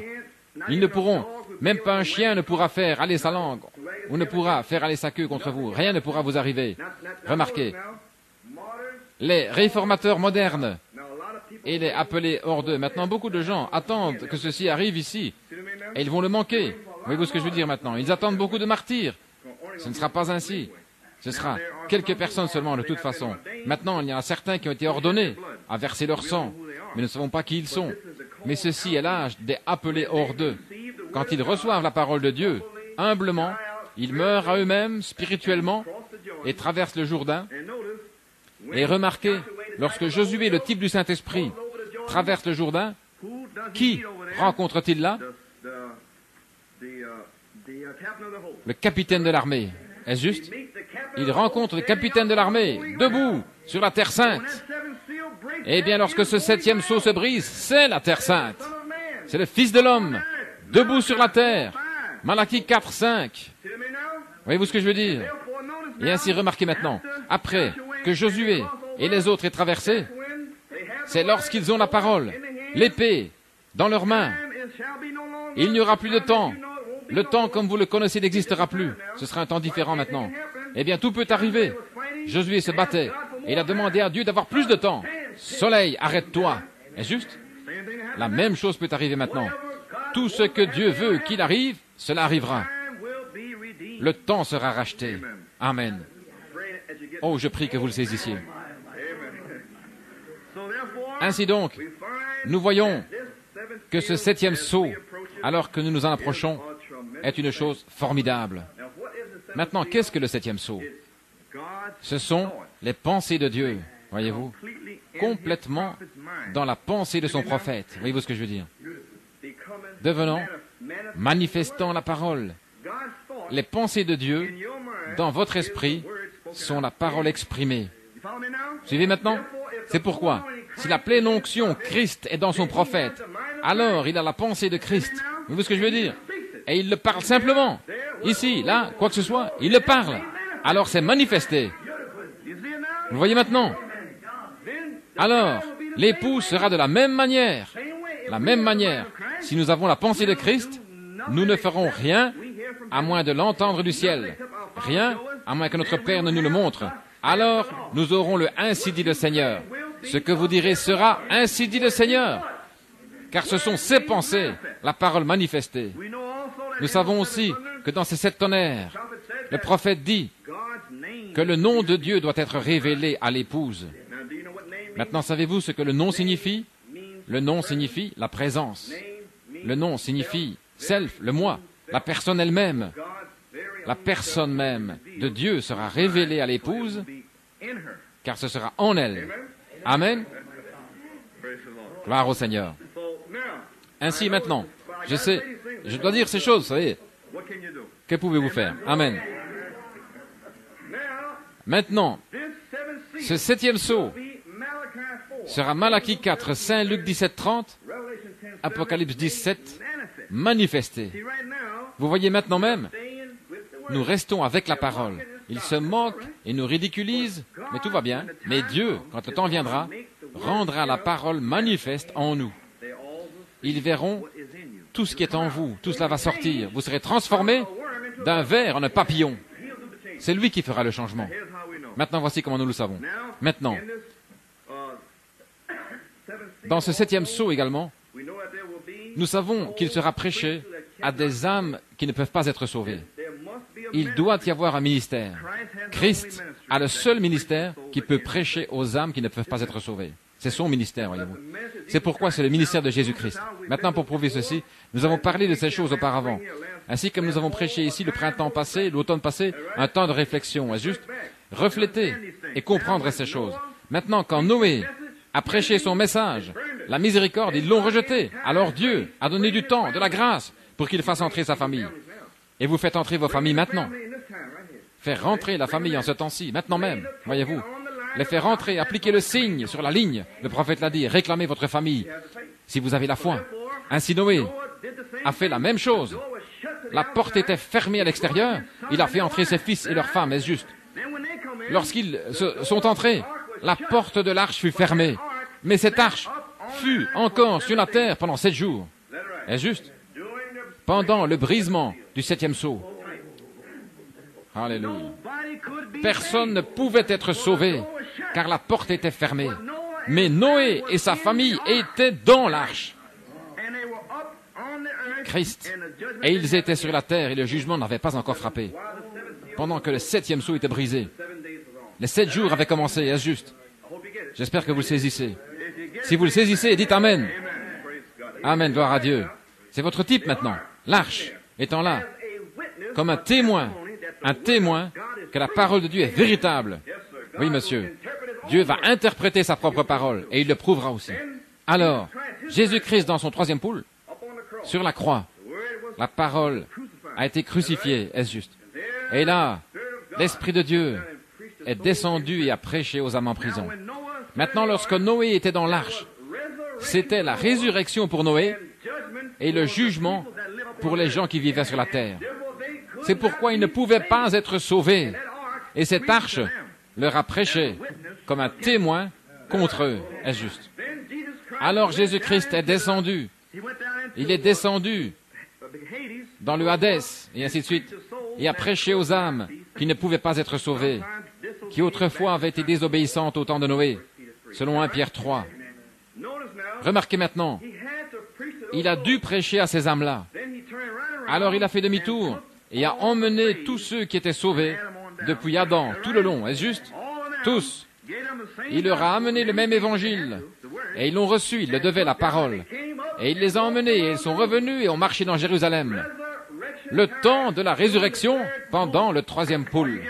Est-ce que vous le saisissez? Où? Sur la terre. Gloire à Dieu. Sur la terre. Ainsi, en voilà 2. Et 3 est une confirmation. C'est pourquoi lorsque ce septième sceau se brise, vous serez ressuscités ici. Nous avons découvert la semaine passée que 2 choses devaient se passer. Après que Dieu ait réclamé la chair humaine, la chose suivante qui se passe, après qu'il soit venu dans la chair humaine, le corps d'Abraham fut transformé, ressuscité. Amen, est-ce juste? Eh bien, lorsque Dieu, dans la chair humaine, brisera ce septième sceau, en suivant cela, après cela sera votre temps de résurrection sur la terre. Amen, juste ici. C'est dans la parole de Dieu. Dans la parole de Dieu. Ceci, c'est seulement certaines des choses qui sont dans le septième sceau. Tout est là. Mais c'est le sceau de la rédemption. C'est le sceau de la rédemption. Voilà pourquoi Paul a dit, n'attristez pas le Saint-Esprit, par lequel vous avez été scellés jusqu'au jour de votre rédemption. Voyez-vous ce que je veux dire maintenant? Maintenant, nous voulons... Amen. Vous voyez cela maintenant. C'est pourquoi cet humble petit serviteur de Dieu marchera là et qu'il aura une tente, voyez-vous. Il entrera là et que tous les gens courront et ainsi de suite. Tout va très bien, mais nous avons un type de cela avec Rebecca. Rebecca a reçu l'or, l'argent et des vêtements, est-ce juste? Mais sa mère et son père et les autres ont reçu des choses précieuses, est-ce juste? C'est pourquoi, lorsque cette tente viendra, ils auront une guérison et ainsi de suite. Mais vous, l'épouse, vous recevrez l'or, l'argent et un vêtement blanc. Est-ce juste? Un vêtement blanc. C'est ce que vous voulez, est-ce juste? C'est pourquoi ils courront ça et là pour cette tente, pour recevoir des bras et des jambes, quoi que ce soit. Mais c'est ce qu'ils recevront. Mais vous, vous aurez la vie éternelle. Pourquoi? Parce que vous arrivez au mont Sion. Voilà pourquoi. Vous arrivez au mont Sion. Ce sera le dénouement final. Le mont Sion. Au temps d'Élie, c'était le mont Carmel. Ensuite, le mont de la Transfiguration. Maintenant, c'est le mont Sion. Et nous allons découvrir dans la parole de Dieu, au mont Sion, ce qui arrive. Au mont Sion. Amen. Si vous comprenez, dites Amen. Maintenant, nous découvrons qu'au temps de Noé, la porte fut fermée devant leur face. Ils ont reçu la parole de Dieu, et Dieu ne fera rien à moins qu'il ne révèle ses secrets à son prophète. Il a dit à Noé que le déluge arrivait. Noé l'a prêché par la foi, l'inspiration, bien qu'il ne le voie pas. Il a avancé dans la crainte pour le salut de sa maison, n'est-ce pas juste? Tout homme maintenant qui a reçu ceci du Fils de l'homme avancera dans la crainte pour le salut de sa maison et de lui-même. Mais non, eux, ils marchent fiers, allant ici et là. Voyez-vous, ils n'avancent pas dans la crainte. C'est pourquoi, quand le Fils de l'homme sera révélé, nous devons avancer dans la crainte. N'est-ce pas juste? Mais nous ne le faisons pas, voyez-vous. C'est pourquoi cette arche était là comme un témoin contre tout. Christ est descendu comme témoin, car ils avaient été désobéissants et ne l'avaient pas reçu. C'est pourquoi, quand le 7e sceau se brisera, vous donnant un type dans l'Ancien Testament, en d'autres mots, c'est la damnation et la résurrection, pour le dire platement. La damnation et la résurrection. Christ est descendu là, ils étaient damnés. Ceux qui avaient cru, il les a emmenés avec lui, n'est-ce pas juste? Lorsque ce 7e sceau se brisera, parce que vous croyez en la venue du Seigneur, maintenant même, le dévoilement, voyez-vous, c'est dans votre cœur. Alors il viendra sur la terre, la colombe, la colonne de feu, le oint. Amen. Ce sera dans un homme, sur la terre. Dieu caché dans des peaux humaines, et il rachètera son peuple. Il a dit à Moïse, « Je suis descendu. Le buisson ardent est descendu. » Voyez-vous ce que je veux dire? Le buisson ardent, la colombe, la colonne de feu, c'est tout la même chose, c'est Christ. Le capitaine de l'armée, c'est la même chose. Dieu dans la chair humaine, c'est tout la même chose, Jésus-Christ. Alors, s'il est descendu à ce moment-là, pourquoi ne peut-il pas descendre maintenant? Qu'y a-t-il de si étrange là-dedans? Voyez-vous ce que je veux dire? Le lion a rugi, qui ne prophétiserait? C'est dans la parole de Dieu. Laissez-moi terminer, parce que je ne vais pas vous garder trop longtemps. J'ai essayé d'atteindre ce point, afin que vous puissiez le retenir, voyez-vous. Maintenant, lorsque vous irez en Indiana le mois prochain, il va simplement parler de la parole, et vous allez vous attendre à quelque chose d'autre, voyez-vous. Mais c'est la parole, voyez-vous ce que je veux dire. Mais tout cela est en train d'arriver, mais vous devez premièrement recevoir ceci. Voyez-vous ce que je veux dire? C'est ce qui arrive. Même s'il tarde, cela arrivera. Oui, monsieur. Maintenant, à quoi ressemble cette onction? Nous voulons tous le savoir. Certains ont couru là, ils ne savent pas. Ils veulent savoir de quoi il s'agit. Allons dans Psaume 133. Et nous allons avoir une idée, par la parole de Dieu, à quoi cela ressemble. Amen. Maintenant, nous comprenons que ceci sera le 3e pôle, voyez. Le oint sur la terre. Il n'y aura plus de sang dans le sanctuaire. Voyez-vous ce que je veux dire? Personne ne pourra être sauvé. C'est la fin du monde. Pouvons-nous dire Amen? Maintenant, voici à quoi ressemble cette onction. Voici combien il est bon et agréable pour des frères de demeurer ensemble dans quoi? Dans l'unité. Maintenant, remarquez, voici la parole de Dieu qui parle. Cette unité, voyez-vous, dans l'unité. Maintenant, l'unité, cette unité est comme l'onction précieuse. L'onction sur la tête qui descendait sur la barbe d'Aaron, et qui allait jusqu'au bord de ses vêtements. Maintenant, arrêtons-nous ici. Aaron était le type du souverain sacrificateur. Très bien, l'onction. Il était oint d'huile. Et il était oint sans mesure, car cela se répandait sur sa tête, descendait sur sa barbe et jusqu'à ses vêtements, son corps. N'est-ce pas juste? Eh bien, Christ est la tête et nous sommes le corps. Est juste. Maintenant, lorsque ce 7e sceau se brisera, cette onction d'aigle touche la terre, voyez-vous. C'est sur la tête.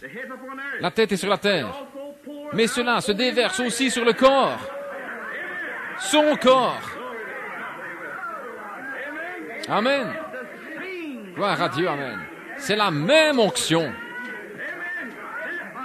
Cette onction vous transformera en un papillon. Vous n'aurez rien à faire. L'onction vous changera. Et voilà ce qu'il est dit. C'est cette onction. C'est l'unité. C'est la seule chose qui nous amènera dans l'unité de la statue de l'homme parfait. Est-ce juste? C'est l'onction. C'est Éphésiens 4 de 11 à 15.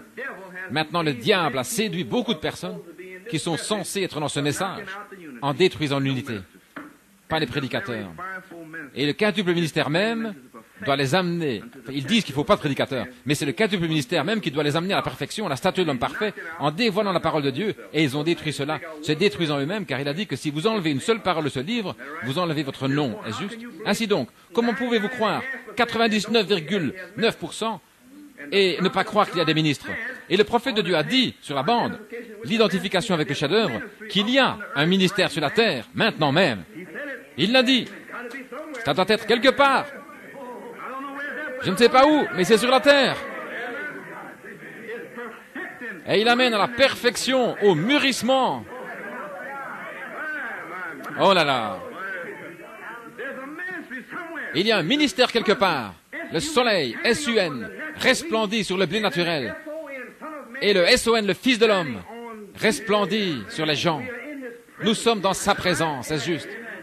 C'est pourquoi cette unité est comme cette onction précieuse qui était versée sur la tête d'Aaron, le long de sa barbe, descendant jusqu'à ses vêtements partout. Maintenant, cette même onction est aussi comme la rosée de l'Hermon, la rosée qui descendait des montagnes de Sion. Maintenant, remarquez à Sion, car c'est là que le Seigneur a commandé la bénédiction, la vie pour l'éternité. Elle a été commandée à Sion. Et j'ai lu dans un des livres religieux, il est dit que la rosée sur l'Hermon en Sion était vraiment abondante, même par temps sec. Amen. Lorsque le soleil resplendit, il fait sec. Ce sont des conditions adverses. Il fait sec là-dehors. Mais cette onction, voyez-vous, cette unité est comme la rosée sur le mont Hermon et le mont Sion. Et ces deux montagnes particulières, la rosée est très humide, même par temps sec, tout le temps. Amen. Il y a une écriture que je désirais lire, juste avant de terminer. Deutéronome 28, Lévitique 25-21, Lévitique. La parole de Dieu, amen. Je vous le dis. Amen.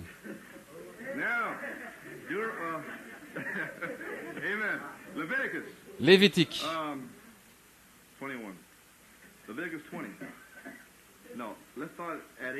Commençons en 18. Mettez mes lois en pratique.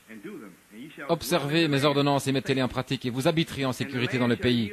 Le pays donnera ses fruits, et vous mangerez à satiété, et vous y habiterez en sécurité. Si vous dites, que mangerons-nous la 7e année, puisque nous ne sèmerons point et ne ferons point de récolte? Je vous accorderai ma bénédiction la 6e année, et elle donnera des produits pour 3 ans. Maintenant remarquez, dans la 6e année, maintenant même, 6 000 ans. Un an est comme 1000 ans. Nous sommes dans la 6 000e année. Dieu commande sa bénédiction sur nous, est-ce juste? Alors, lorsque ce 7e sceau se brise, le jour du millénium, commençons avec le 7e sceau, vous ne sèmerez pas, vous ne ferez rien. Amen. Pourquoi? car je ferai tout moi-même. Vous n'aurez rien à faire. Vous allez finalement entrer dans mon repos. Vous reposez de tous vos labeurs. Plus de larmes, plus de cris, plus de tristesse, plus rien. Plus d'épreuves et de tribulations. Car finalement, vous allez entrer. Et vous n'aurez rien à semer. Je déverserai simplement mon onction sur vous. Je déverserai mon esprit sur toute chair. Et le Fils de l'homme resplendira. Et vous viendrez à la vie. Gloire à Dieu. C'est juste. Je le commanderai. Dans la 6e année, vous ne sèmerez pas pendant 3 ans. La confirmation 3. Le chiffre de Dieu confirme cela tout le temps. Amen. Deutéronome 28. Une autre écriture, si vous voulez noter. C'est une belle écriture là. 28, verset 4.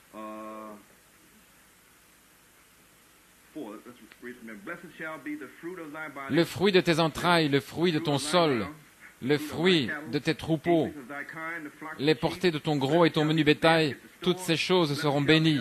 Ta corbeille et ta huche seront bénies. Tu seras béni à ton arrivée et tu seras béni à ton départ. Vous êtes Joseph. Joseph était béni lorsqu'il était en prison. Dans un puits où qu'il soit, il était béni, car c'était la perfection. C'est pourquoi vous devez être béni, car c'est l'âge de la perfection. N'est-ce pas juste? Maintenant, l'Éternel te donnera la victoire sur tes ennemis qui s'élèveront contre toi. Ils sortiront contre toi par un seul chemin et ils s'enfuiront devant toi par 7 chemins. L'Éternel ordonnera à la bénédiction d'être avec toi dans tes greniers et dans toutes tes entreprises. Il te bénira dans le pays que l'Éternel ton Dieu te donne. Tu seras pour l'Éternel un peuple saint, comme il te l'a juré, lorsque tu observeras les commandements de l'Éternel, ton Dieu, et que tu marcheras dans ses voies. Et remarquez maintenant, tous les peuples verront que tu es appelé du nom de l'Éternel, et ils te craindront. Cette écriture ici, si vous la lisez dans la version explicative dans la Bible, il est dit par le nom, la présence du Seigneur. Voilà ce qu'il est dit. Et ils te craindront. Amen. C'est la parole de Dieu pour nous. C'est la perfection. Personne ne peut rien faire, car c'est Dieu finalement qui va montrer. Maintenant, je désire lire ici quelque chose dans la version amplifiée, dans 1 Corinthiens 7. Je veux enfoncer le clou ici afin que vous compreniez cela. 1 Corinthiens, 1er chapitre, verset 7. Mais si nous pouvons comprendre cela, alors nous pourrons comprendre le dévoilement du livre de la révélation, la parole de Dieu. Alors nous pourrons aussi comprendre que lorsqu'il viendra avec les bénédictions pour ses saints, c'est la venue du Seigneur dans les airs. Mais maintenant, il est sur la terre, en train de se révéler comme le Fils de l'homme sur la terre. Pouvez-vous nous comprendre cela maintenant? Il est sur la terre, en train de se révéler comme le Fils de l'homme. Alors, à un moment fixé, il brise le 7e sceau, l'onction descend et se répand sur tout le corps partout. C'est la pierre de fête. Amen. Elle coiffe la pyramide. Amen. Pensez maintenant, lorsque Christ, avec cette même onction, est allé au ciel, il a dit à ses disciples, « Je le renverrai vers vous. » Et alors un jour, dans la chambre haute, un bruit est venu comme un vent impétueux. La colonne de feu, la colombe, l'onction, est entrée dans cette pièce. Est-ce juste? Et elle s'est divisée dans des langues de feu. Et c'est lui qui l'a fait. Il a dit dans Malachie 4, « Je restaurerai, dit le Seigneur. Je ferai la même chose à nouveau. Car je suis le même, hier, aujourd'hui, éternellement. Je ferai la même chose à nouveau. C'est pourquoi j'enverrai mon prophète qui sera selon Malachie 4 et 5. Alors j'enverrai l'onction. Je la déverserai sur lui, sur vous, partout sur tout le monde. Ce sera le feu, la colombe, l'onction, le buisson ardent. Ce sera Jésus-Christ lui-même. Voilà ce que ce sera. Qu'est-ce que c'est? L'alpha et l'oméga. Le même au commencement et à la fin. La même chose. La même chose, pouvez-vous le voir? Eh bien alors, c'est Malachie 4 étant manifesté pour l'épouse de Jésus-Christ. C'est la perfection. Amen. C'est le changement de nos corps. Amen. Et cela va crier la voix de l'archange pour nous appeler à monter. Mais avant que ça n'arrive, c'est la résurrection. Vous verrez vos bien-aimés et qui que ce soit. Et le rassemblement des familles, ce sont les Écritures. Car Israël devait posséder le pays, ce qui était leur héritage. Nous devons posséder notre pays. Notre pays est la rédemption de nos corps. Amen. C'est notre pays, voyez. C'est pourquoi, lorsqu'ils possèdent leur terre, ils étaient rassemblés par famille. Et lorsque nous posséderons la rédemption de nos corps, nous nous rassemblerons par famille. La même chose. Amen. Et quand ils feront cela, alors il y aura un cri, la voix de l'archange, et il vous emmènera. Amen. Alors, comme le prophète de Dieu a dit, là, c'est le jour du couronnement. Amen. Gloire à Dieu. Oui, monsieur. Le jour du couronnement est arrivé. Alors, chaque homme recevra sa louange. Vous ne devrez vous inquiéter de rien. Je désire lire ceci, puis je vais terminer. Au verset 7.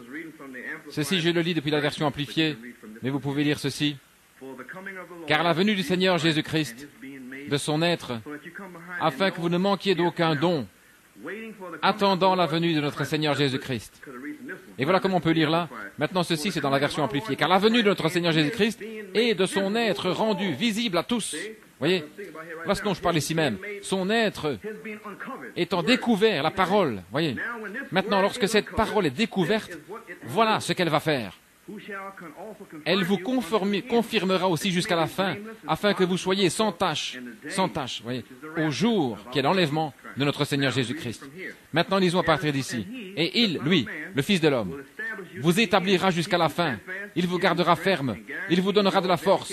Il garantira votre confirmation. C'est votre garantie contre toute accusation ou jugement, afin que vous soyez sans culpabilité et irréprochables au jour de notre Seigneur Jésus-Christ, le Messie. Amen.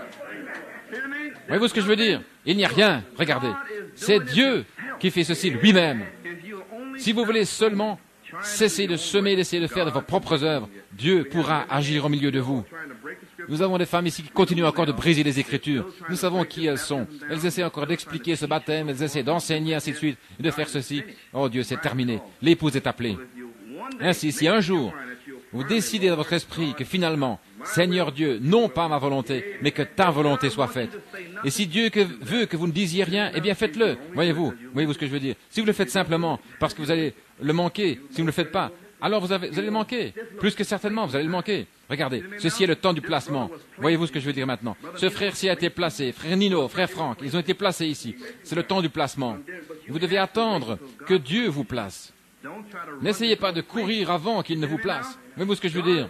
Dieu est en train de placer ses fils de Dieu. Amen. Il les fait asseoir ici et là. Lorsqu'il peut en trouver un qu'il peut utiliser à ce moment-là. Il a un travail pour chaque sœur ici. Il utilisera chaque personne. Ça pourrait être pour 1 minute ou pour 15 minutes, je ne sais pas. Mais il utilisera chaque membre du corps de Jésus-Christ. Mais s'il peut seulement vous utiliser, que lorsqu'il vous donnera la puissance pour le service. Non pas votre propre puissance humaine, ce qui est votre propre esprit, ce que vous voulez faire, mais sa puissance pour le service, ce qui est la puissance du Saint-Esprit. Et vous donnez votre acte, ceci, cela, c'est merveilleux. Mais ça, c'est l'esprit de l'homme. C'est terminé, voyez-vous. Nous sommes dans l'esprit de l'âge de l'aigle. Et si vous ne savez rien, alors vous cessez de faire ce que vous êtes en train de faire, vos propres œuvres, vous entrez, vous arrêtez de semer, voyez-vous, parce qu'il a commandé une bénédiction sur nous, et ce sera la perfection. Maintenant, nous comprenons ceci. Je prie que vous compreniez que l'ouverture des seaux, et ce que cela signifie, le temps dans lequel nous sommes maintenant même, depuis le 7e seau, la dernière pluie est descendue, n'est-ce pas juste? Et dans la direction du haut maintenant, voilà ce que l'on appelle le jugement d'investigation, comme nous l'avons aussi prouvé la semaine passée, c'est qu'il a son vent dans sa main et il va nettoyer son air, son église. Il le fait maintenant même. Voyez-vous ce que je veux dire? Et la balle est lancée dans les airs. Et les vents de doctrine emportent la balle. Est-ce juste? Et vous les voyez courir en Arizona, ici et là, partout. C'est la balle qui est en train d'être soufflée quelque part, oui. Mais le blé tombe sur le sol, là où il sème, juste là, voyez-vous ce que je veux dire? Juste à l'endroit où il a remué ce blé-là. Et nous tombons sur le sol. Ainsi, nous savons là, juste là. C'est juste là. Gloire au Seigneur. Ainsi, nous savons, alors que nous nous approchons du 7e sceau, avec respect et compréhension, voyez-vous? Frère Kurt, je vous le dis, vous ne comprenez pas. Frère Hunt, il le comprend. Certains parmi vous comprennent ce que Dieu a fait au travers de cet homme. Je veux dire, il nous a donné la compréhension. Je ne pense pas que vous le saisissez, voyez-vous. Il nous a donné la compréhension de ce que ça signifie devoir d'être face à un prophète. Parce que, je veux dire, voyez-vous, Dieu, il le placera dans vos mains, voyez-vous. Et combien nous remercions Dieu de savoir comment approcher le prophète. Vous ne courez pas devant son visage, vous vous tenez en arrière. Voyez-vous ce que je veux dire? Vous ne courez pas vers la face du prophète, vous vous tenez en arrière et vous le laissez tranquille. Voyez-vous ce que je veux dire? Ainsi, nous prions ce matin que quelque chose ait été dit qui vous donnera la compréhension de ce qui est devant nous. Maintenant, au milieu de vous, vous avez ceux qui parlent contre vous, qui parlent à votre sujet. Tout va très bien. C'est merveilleux, parce que considérez cela un sujet de joie lorsque vous avez toutes sortes de tentations. Et nous voulons vous demander de beaucoup prier pour nous, les ministres ici, ainsi de suite. Priez les uns pour les autres. Nous sommes très fatigués et nous commençons à bégayer, ainsi de suite, fatigués dans nos corps, et nous avons besoin de beaucoup de prières. Ainsi, nous voulons dire qu'il y a une épreuve, il y a une formidable bataille spirituelle qui est livrée ici, chaque jour, comme ailleurs. Ainsi, en d'autres mots, le diable essaie d'arrêter cette œuvre. Voilà ce qu'il essaie de faire. Maintenant, vous devez le savoir. Vous le saviez déjà. Soit il enverra un loup pour éparpiller les brebis, soit finalement, il fermera la porte. Ou il fera les deux, voyez-vous. Maintenant, c'était ainsi dit le Seigneur de la part du prophète de Dieu. Ainsi, nous nous accrochons à quoi? À la révélation de Jésus-Christ. Pourquoi? Parce que l'heure, c'est l'heure dans laquelle tenir. Maintenant, tenons ferme. Nous sommes ordonnés à tenir ferme. Il y en a d'autres pour lesquels vous penserez, bien, il ne comprend pas. Voyez-vous ce que je veux dire? Mais tout va très bien. Mais nous devons tenir ferme. Ils peuvent faire ce qu'ils veulent. Ils peuvent aller où ils désirent. Mais nous tenons ferme ici même. Voyez-vous ce que je veux dire? Nous distribuons de la viande dans sa saison, ici même. Béniez le serviteur lorsqu'il viendra, il trouvera en train de distribuer la nourriture. Non pas de la nourriture ordinaire, mais de la véritable nourriture, la parole de Dieu. Voyez-vous ce que je veux dire? En sa saison, maintenant même. Ainsi donc, en faisant ceci, certains sont blessés, ils vont ici et là, et nous ne pouvons rien faire. Parce que la chose même qu'il a dite était dans l'ordre de l'Église d'éprouver ses esprits par la parole. Ainsi, peu importe ce que quiconque dit, nous voyons ceci. Et nous le voyons arriver spirituellement. Je vois ceci, voyez-vous. Ainsi, je me tiens avec la parole de Dieu. Et je ne serai pas ébranlé par personne. Personne ne m'ébranlera. Je vais vous dire une chose. Parce que la plupart d'entre vous, vous ne savez pas ceci. Le diable a envoyé tout esprit connu ici. Frère Hunt et moi-même, nous avons été éprouvés. Maintenant, si vous savez ce que c'est tout esprit, alors vous saurez ce qui est arrivé. De tous les esprits connus, depuis les esprits de sexe et tout, c'est ce que l'ennemi est en train de faire en cette heure-ci. Toutes sortes de démons sales sont passés par ici. C'est juste. Je parle des esprits maintenant, voyez-vous ce que je veux dire? Sur des personnes différentes. Et nous avons été éprouvés par la parole de Dieu. Juste ici, un test, pour nous accrocher à cette parole. Beaucoup de frères ont été blessés. Vous ne pouvez rien y faire, parce que Jésus-Christ a blessé beaucoup de personnes, n'est-ce pas juste? Il les a réprimandés, il les a appelés des serpents et des démons et toute autre chose. C'est juste.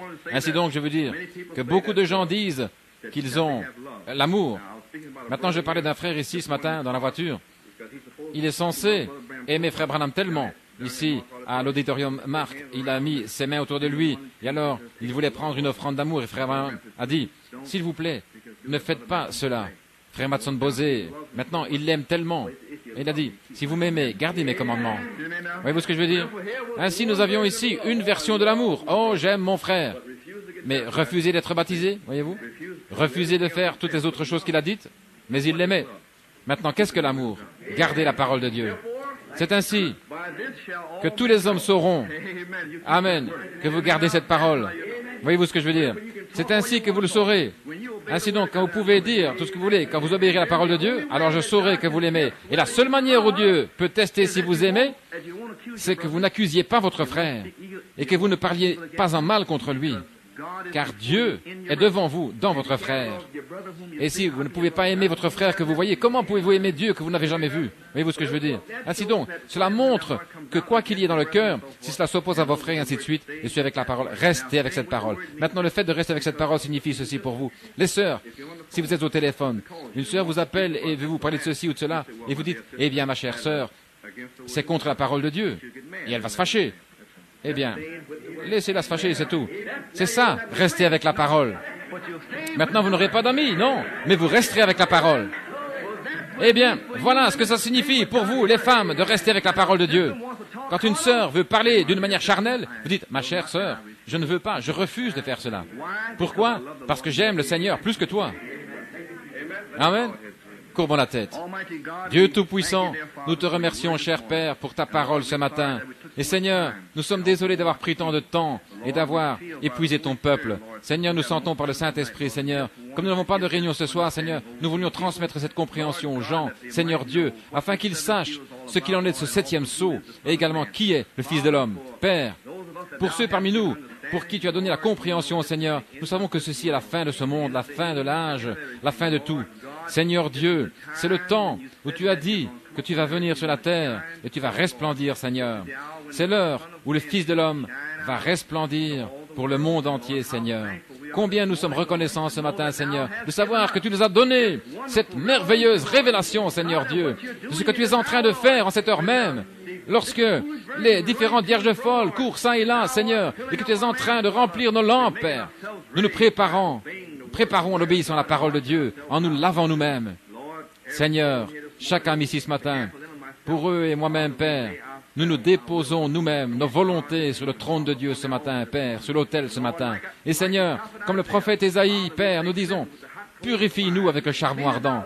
Nettoie-nous, Seigneur, afin que quand ce 7e sceau se brisera, quand tu voudras envoyer tes fils et tes filles partout dans le monde, Seigneur Dieu, que nous puissions nous tenir dans la présence du Fils de l'homme et dire, me voici, Seigneur, envoie-moi.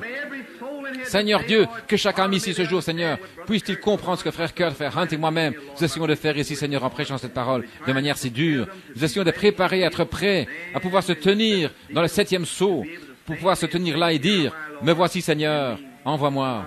Père, car nous savons que cet évangile doit sortir comme témoignage selon Matthieu 24, 14, dans le monde entier juste avant la période de la tribulation. C'est écrit dans ta parole, Seigneur, comme témoignage seulement envers ce monde entier. Ainsi, Père, nous prions, Seigneur, que chaque âme ici, ô Dieu, soit utilisée dans ta saison et aussi dans ton temps, consacré par l'onction, l'huile de l'onction qui coule sur le vêtement d'Aaron, sur son corps. Père, que chaque âme